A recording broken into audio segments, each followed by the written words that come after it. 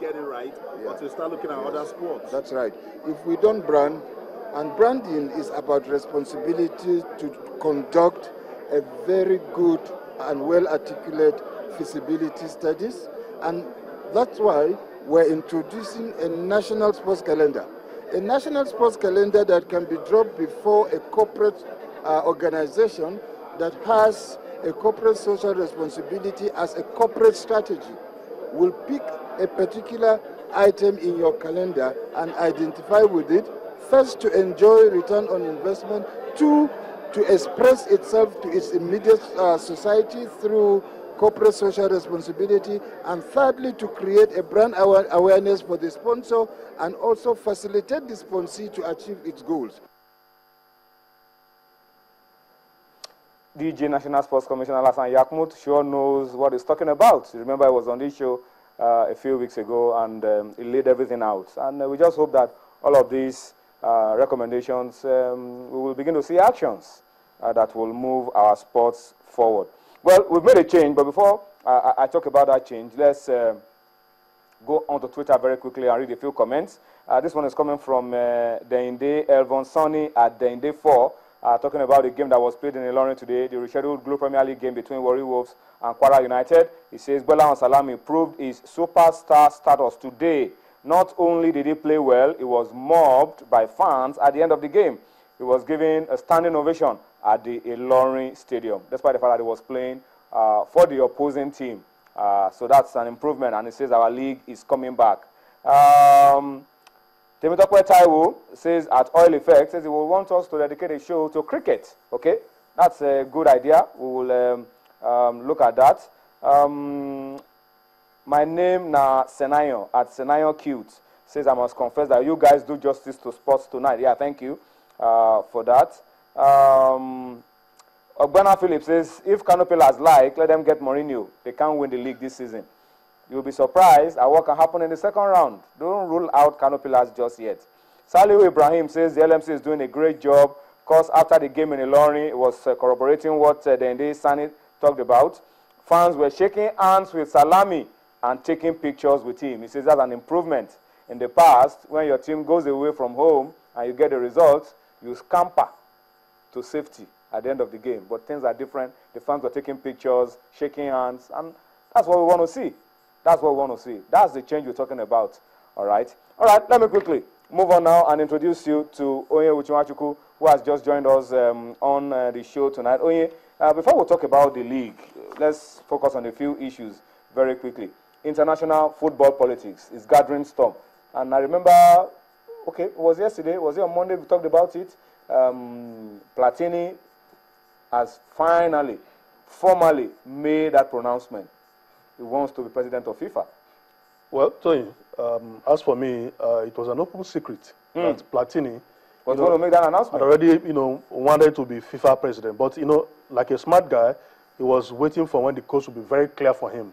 He didn't want to contest and lose. Having been a close ally of a FIFA former president, was it really a close ally?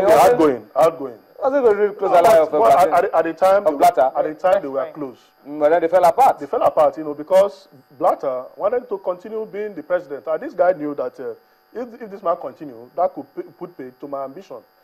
But I think this is the first time in a long while, Tony, in retrospect, that there have been no succession plan for somebody to take over as FIFA president. You know how Sir Blatter got there. He understudied Havilange for several years as Secretary General, and Havilange literally installed him as the president. But what has happened now is that the big masquerade has vacated the scene, and everybody is not free to contest. Yeah, because they were all scared. Even Platini himself, couldn't muster enough courage to contest against Blatter.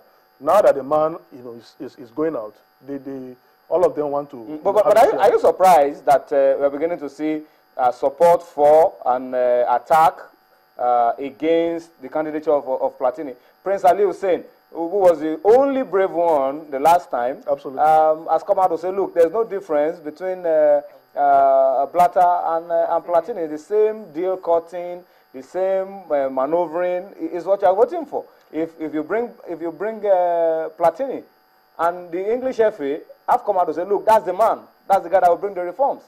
Yeah. But the interesting one for us is from Africa. Musa Biliti, the man that was in trouble with Blatter a few years ago, has thrown his heart into the ring. He says, look, we've had 9 presidents of FIFA. 7 have come from Europe. What's wrong with these Europeans? It's time for Africa. It's time for some other parts of the world to run football. Well, so, you know, at the last election in Nigeria, general election, I saw some faces on posters, you know, from you could deduce these people just, you know, wanted their faces to come out in the public. For Musa Biliti, I don't know how he's going to, you know, navigate. I don't know what he's going to hinge his campaign on. But as far as I'm concerned, I think he's a small fish in a big ocean. He might not even get the support of Africa. Because as it is now, Issa Hayatu, an old fox, has not even come out, you know, to say the direction the African that's the ability you're seeing on your screen. That's a young man with plenty of ambition. Yes, everybody has ambition, but it could be the surprise package. So there are things that that are not possible. They are really mission impossible. There are things that are, like I said, Hayatu has not even come out to tell Africa whether he's going or not. Whether he's contested. I know, and you know, Hayatu has contested in the past. Learned his lesson. He contested and lost. You know, lost woefully. Learned his lesson. You know, aligned with Blatter. So we don't even know whether he has support of Africa or not. So if you forget it. If you are coming from your own continent, the Confederation, we are not even sure whether you have the support. Then how are you going to convince Europe? How are you going to convince Asia? You know, obviously, the larger most of the countries in Europe are going to support Platini. You know, Spain and some other countries they still have doubts. Then Asia will probably support their own. If they come out, because I'm sure that in the days ahead, this is not the end of the story. This is just a developing story. The elections are still coming up in February. There's still a lot of time for you to put yourself out for the position. The deadline is not over yet. So I'm sure that in the days ahead, we will still hear a lot of names there will be coming out. There will be what we call cross-carpeting. A lot will happen. Some people will have to banish their ambition. And I think the joker will be the old fox himself, Sepp Blatter. Whoever Sepp Blatter is able to, you know, watch the scene carefully and then bring out the joker at the last minute. That is the way to go. No, but if anybody in the Blatter shoes would like to install, you know, somebody who is going to cover his... it's not installed. When you don't use the word install, anoint. No, but they do these things. No, just say anoint. The last CAF election, you know what happened? No. They had to use extend the word anoint. They had to extend the age of the man. I understand. I said use the word anoint. Don't use install. Anoint. Install, anoint. Anoint. Use anoint. Anoint is better. What is the difference? Anoint is better. Anyway, we'll keep talking about this, but we wanted to talk to us about it because a lot of people on Twitter, Eugene Ejiregbe, says, I don't understand why Michel Platini is attacking. No, he says, now I understand why Michel Platini was attacking Sepp Blatter after Blatter got re-elected.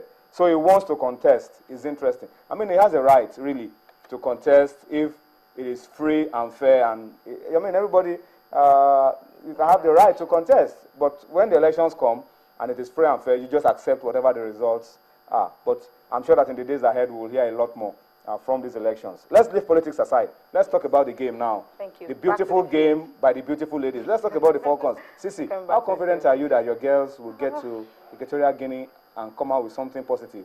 No, you are not so confident. For the first time, I'm actually jittery about the girls. Because, I mean, the first leg, we have almost all the girls around except just 2. But this time around, the crucial ladies would... They're not even going to have that same number of girls. Exactly. And they were playing at home. Although the emotional part of it, we just lost a key member of the team. And so the girls were very emotional about it. Couldn't really give their best. It's definitely going to take a while for them to get over, you know, Gracious death and all that. I was like, this evening I was like, okay, let me just get some information from the car. And I just remembered, okay, Gracious was normal. So it's something that's going to take a while, you know, for the girls to get used to. But the big question is, when you're having players like Josephine Chukwunoyen, Onome Ebi, of course, Francisca Odega, they will not be there. So it's just going to be Desire Okpara, Ngozi Okobi, Zara Kwan is the last game. She was just left up front, like she was practically alone. You know, the crosses were not coming in and all that. That fast pace of Aziza Ochola wasn't there. Now she's definitely going to be alone. It's going to be difficult for her. And this time, no Odega. That's the thing, no Odega. So it's going to be a very difficult game. I think the